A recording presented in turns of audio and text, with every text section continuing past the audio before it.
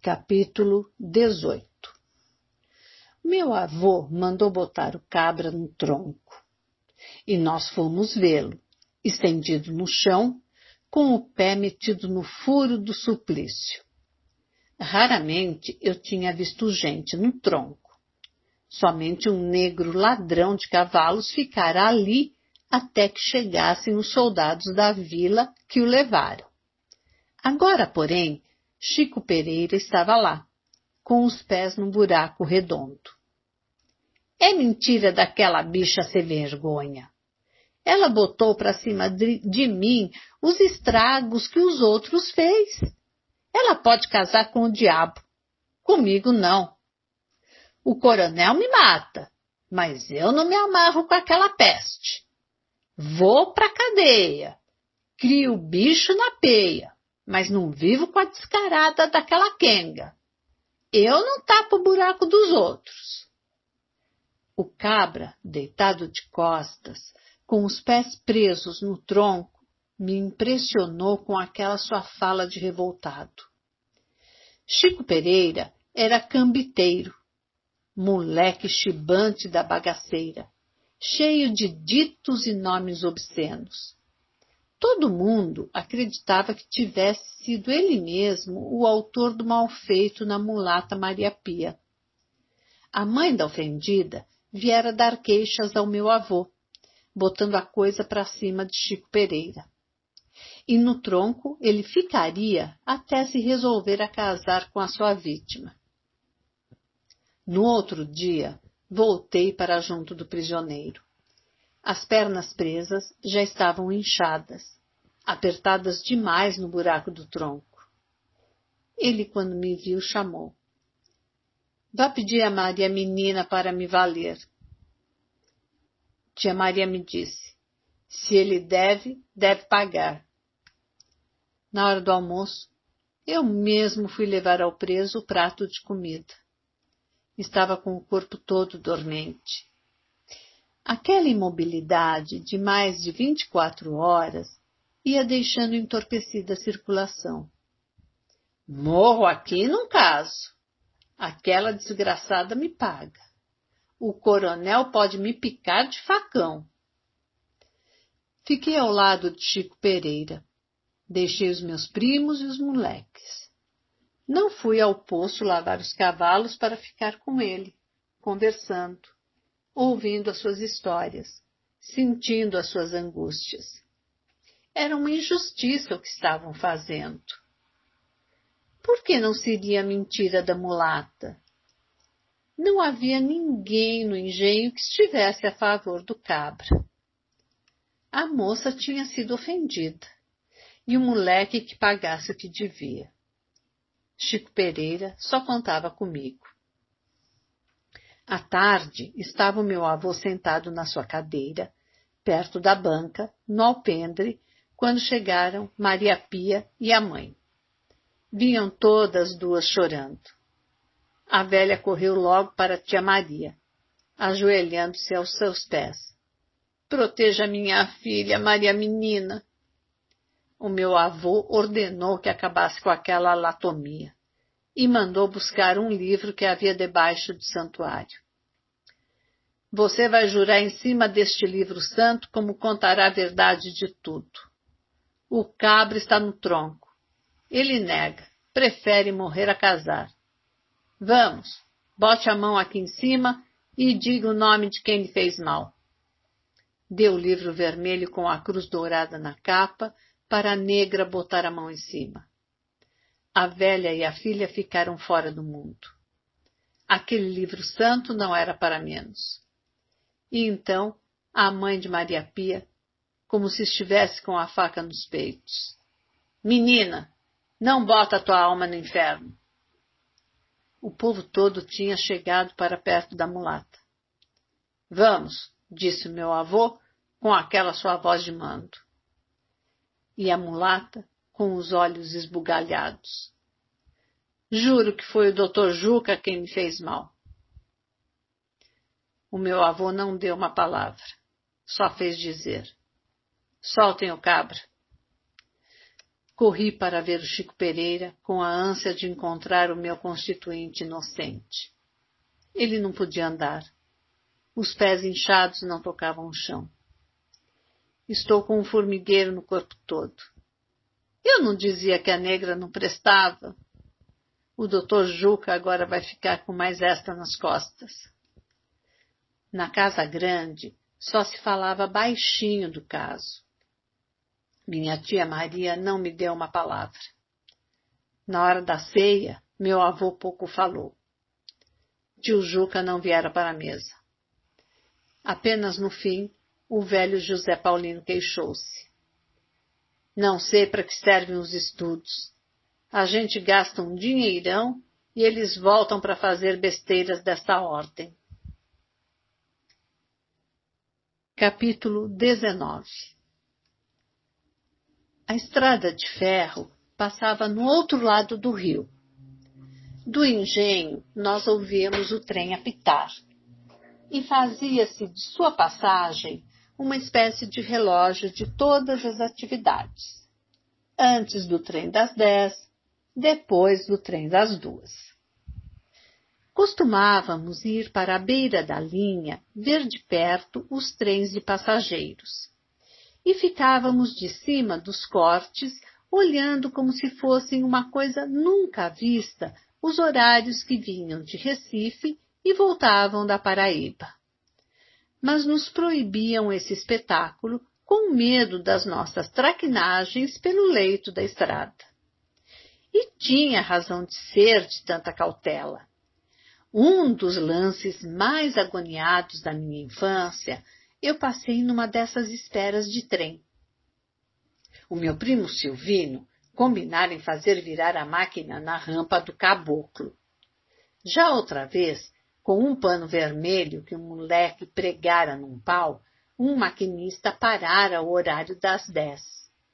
Agora, o que o meu primo queria era um desastre, e botou uma pedra bem na curva da rampa. Nós ficamos de espreita, esperando a hora. Quando vi o trem se aproximar como um bicho comprido que viesse para uma armadilha, deu-me uma agonia dentro de mim que eu não soube explicar. Parecia que eu ia ver ali perto de mim pedaços de gente morta, cabeças rolando pelo chão, sangue correndo no meio de ferros desmantelados. E num ímpeto, corri com o trem que vinha roncando pertinho, corri para a pedra e com toda a minha força empurrei-a para fora. Um instante mais, ouvi o ruído da máquina que passava. Fiquei sozinho, ali no ermo da estrada de ferro. Os meus primos e os moleques tinham corrido. Meu coração batia apressado.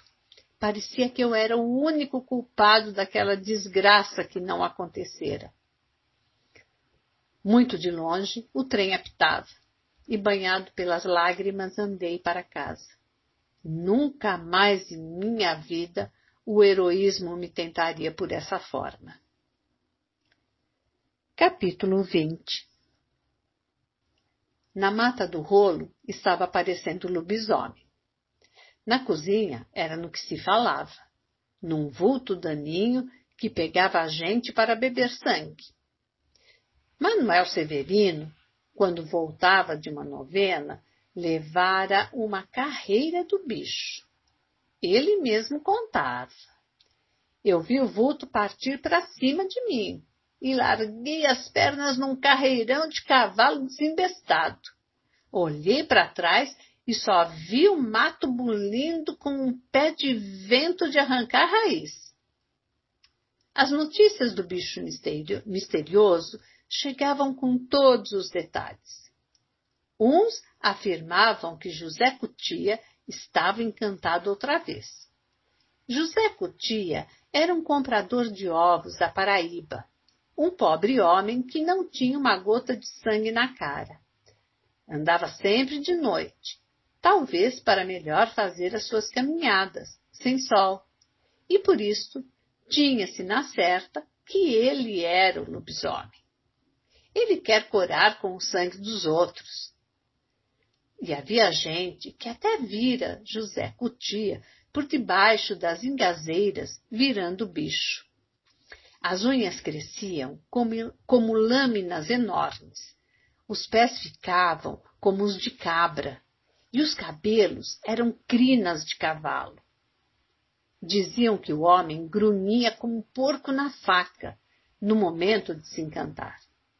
Ele não queria, mas o seu corpo não podia viver sem sangue. E bancava lobisomem contra a vontade. O povo não tinha raiva dele. Tinha pena até. Porque era certo que José Cutia era mandado de noite por uma força que não era dele. Mas nós, quando o víamos passar com as suas cestas de ovos, fugíamos da estrada com medo. Diziam também que ele comia fígado de menino e que tomava banho com sangue de criança de peito. Lá vem o papafigo! Era assim que botavam a gente para correr de qualquer parte. E as histórias corriam como os fatos mais reais deste mundo. Agora era o encontro do padre Ramalho com o lobisomem na mata. O padre ia para dar a extrema-unção a um doente nos caldeiros, quando viu uma coisa puxando pelo rabo do cavalo. Deu de rebenque, meteu as esporas e nada. O cavalo parecia com os pés enterrados no chão. Olhou para trás, viu o bicho já querendo partir para cima dele. Tirou do bolso a caixinha com a hóstia sagrada e apontou. Ouviu o baque de um corpo todo e um gemido comprido de moribundo. O cavalo tomou as rédeas disparando. No outro dia, encontraram José Cutia desfalecido na estrada.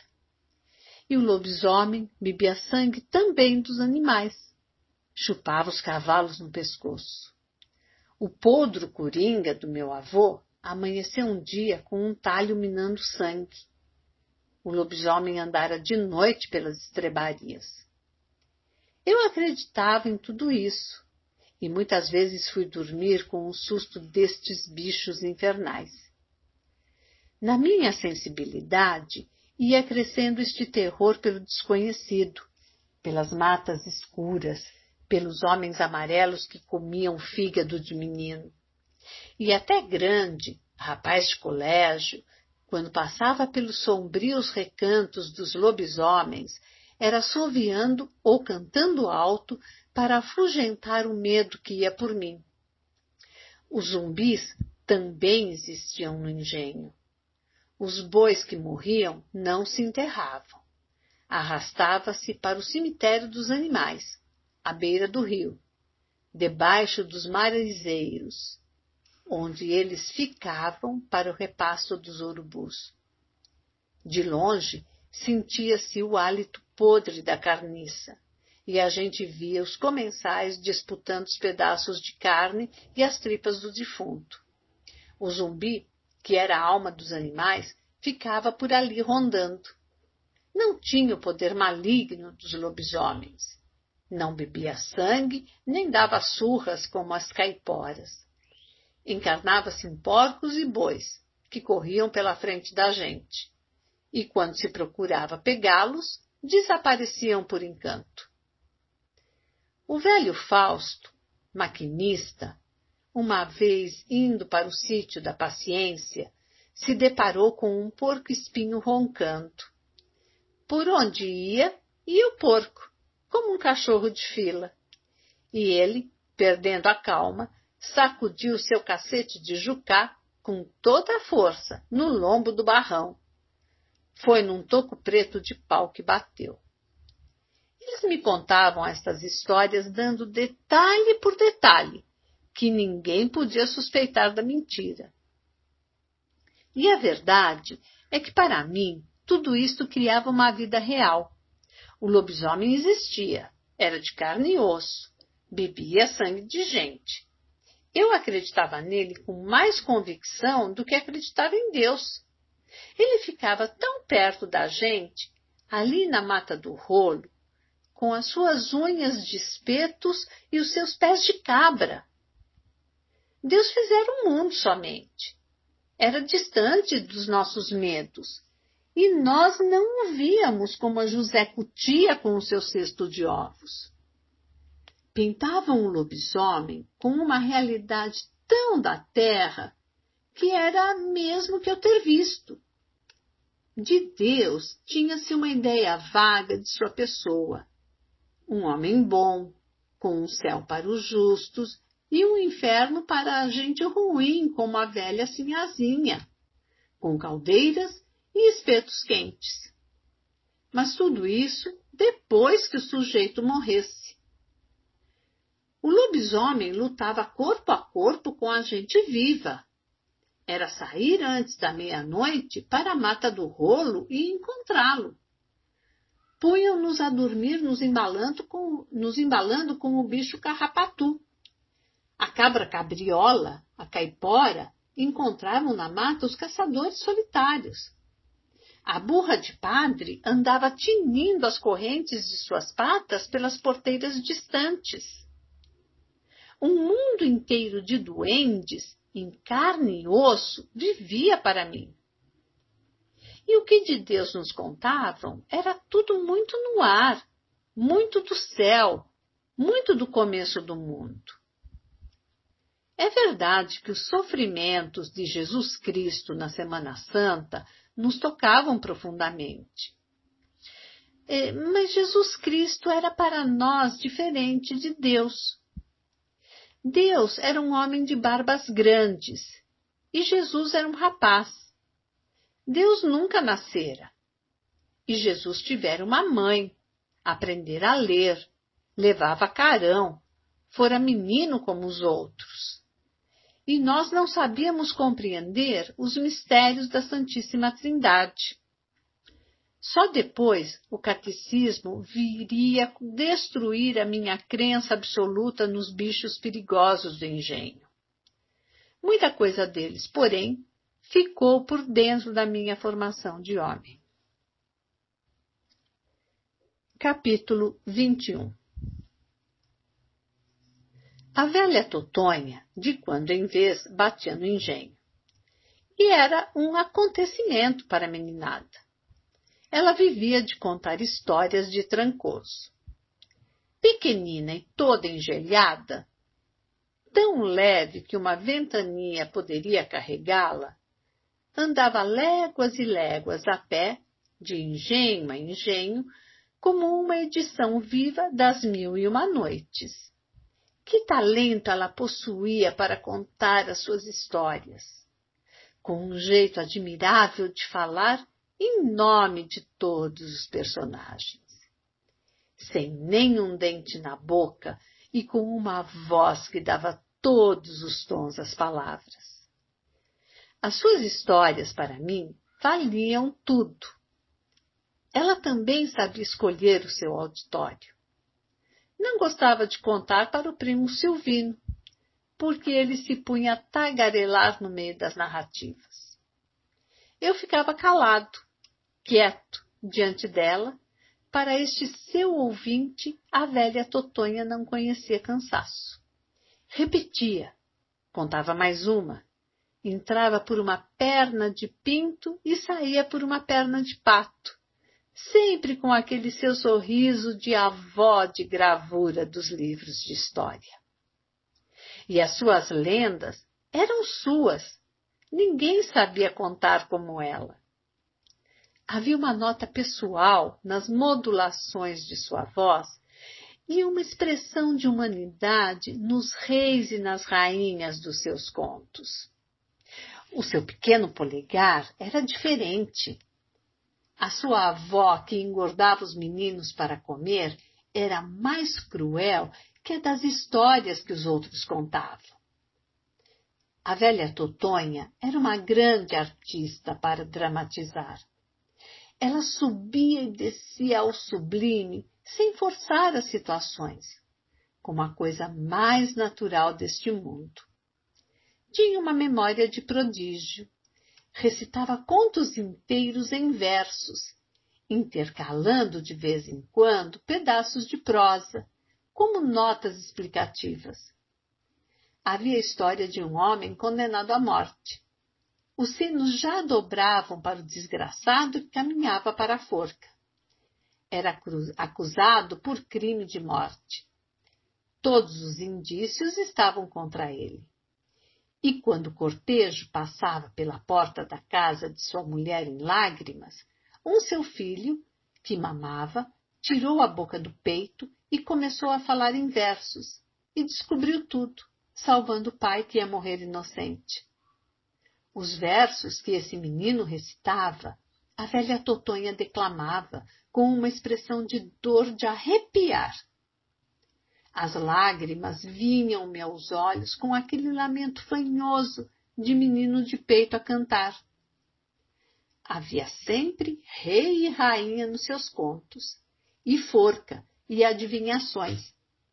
E muito da vida, com as suas maldades e as suas grandezas, a gente encontrava naqueles heróis e naqueles intrigantes que eram sempre castigados com mortes horríveis. O que fazia a velha Totonha mais curiosa era a cor local que ela punha nos seus descritivos. Quando ela queria pintar um reino, era como se estivesse falando de um engenho fabuloso. Os rios e as florestas por onde andavam os seus personagens se pareciam muito com o Paraíba e a Mata do Rolo. O seu Barba Azul era um senhor de engenho de Pernambuco. A história da madrasta que enterrara uma menina era sua obra-prima. O pai saíra para uma viagem comprida, deixando a filha, que ele amava mais do que tudo, com a sua segunda mulher. Quando partiu, encheu a mulher de recomendações para que tivesse todos os cuidados com a filha. Era uma menina de cabelos louros, linda como uma princesa.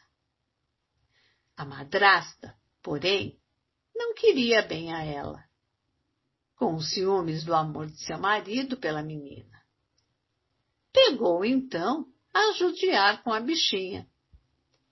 Era ela quem ia de pote na cabeça buscar água no rio, quem tratava dos porcos, quem varria a casa. Nem tinha mais tempo de brincar com as suas bonecas. Parecia uma criada, com os cabelos maltratados e a roupa suja. Lá um dia, a madrasta mandou que ela ficasse debaixo de um pé de figueira, com uma vara na mão, espantando os sabiás das frutas.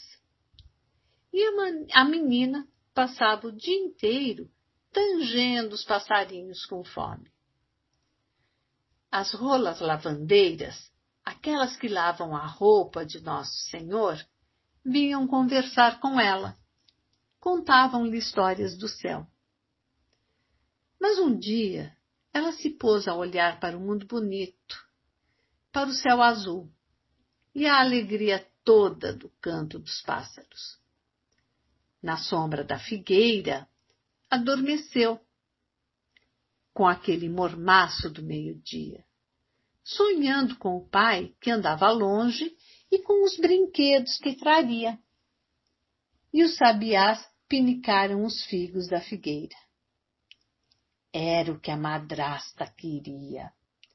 Pegou a menina, deu-lhe uma surra de matar e a enterrou, ainda viva, na beira do rio.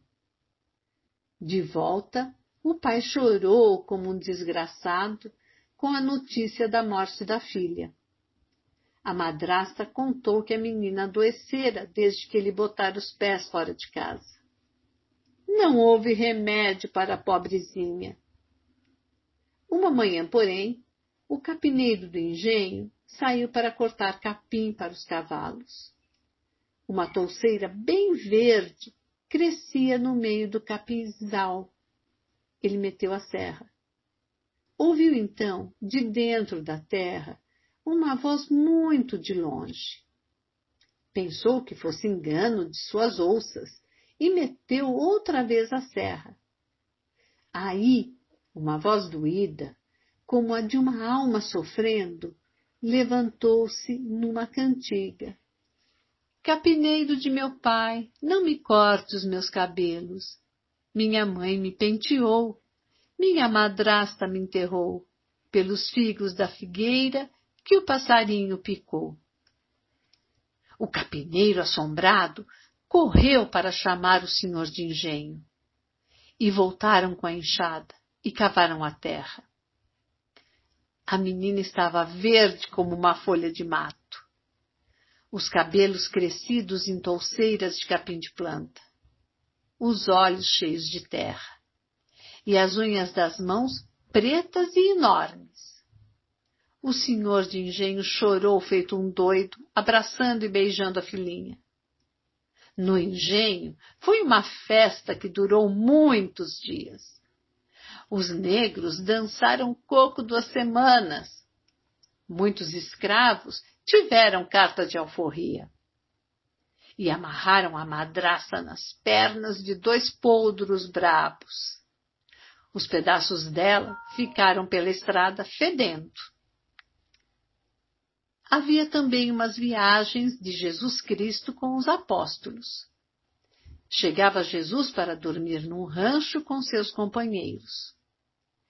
Os donos da casa eram pobres de fazer pena. Nem um pedaço de pão tinham para os hóspedes. Jesus mandou Pedro buscar o saco que ficava com os mantimentos. Mestre, o saco está vazio. Homem de pouca fé, vai ver o saco. São Pedro sabia que deixara o saco sem coisa nenhuma, mas foi. E encontrou 2 cargas de farinha e de carne na porta.